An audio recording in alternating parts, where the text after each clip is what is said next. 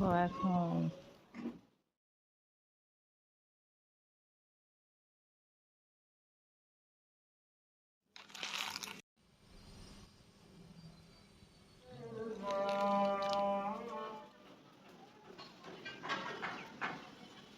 আসসালামু আলাইকুম, সবাই কেমন আছেন? আলহামদুলিল্লাহ আমি ভালো আছি। আপনারা নিশ্চয় অনেক ভালো আছেন। এই তো আমাদের সকাল শুরু হয়ে গেল, আর রাতে ঘুমানোর টাইম একেবারেই হিজিবিজি হয়ে গেছে, যার জন্য সকালটা শুরু হতে অনেক দেরি হয়ে যাচ্ছে। তো এখন ঘরের কাজ করবো, একটু বিছানা এলোমেলো। পুঁই শাক রান্না করছি রাতেই, আরও রান্না করে রেখে দিছি মাছ আর পটলের তরকারি। এদিকে কলিজা ভুনা আছে, ডাল আছে, মানে পেঁয়াজও বানানোর জন্য 2টা পেঁয়াজ রেডি করছি।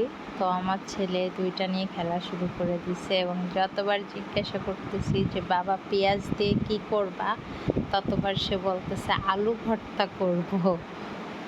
মানে পেঁয়াজ দিয়ে যে আলু ভর্তা করতে হয়, এটা ওর আপি সবসময় আমাকে হেল্প করে, পেঁয়াজ এনে দেয়, শুকনো মরিচ এনে দেয়। ওইটাও সেদিন খেয়াল করে দেখে বুঝতে পারছে যে মাম্মা পেঁয়াজ দিয়ে আলু ভর্তা করে। সেই থেকে জিজ্ঞাসা করলেই বলে যে পেঁয়াজ দিয়ে আলু ভর্তা করবে।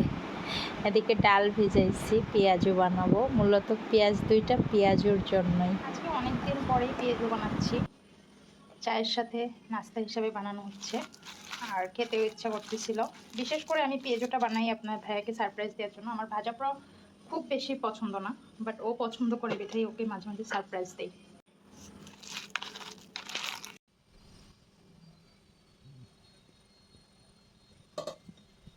তিনটা অলরেডি দিয়ে দিছি, বাট ক্যামেরা অন করতে ভুলে গেছি।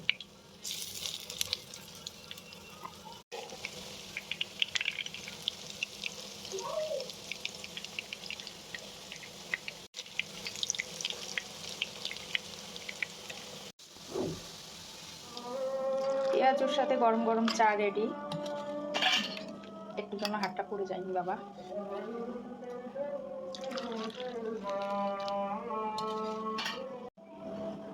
পেঁয়াজও গরম গরম পেঁয়াজও, আর সাথে চা।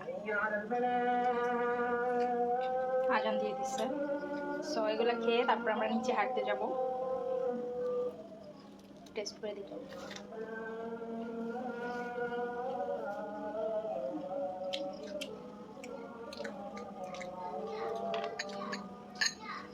চাইলে এভাবেও খাওয়া যাবে, এটা আপনার ভালো লাগার উপর নির্ভর করে।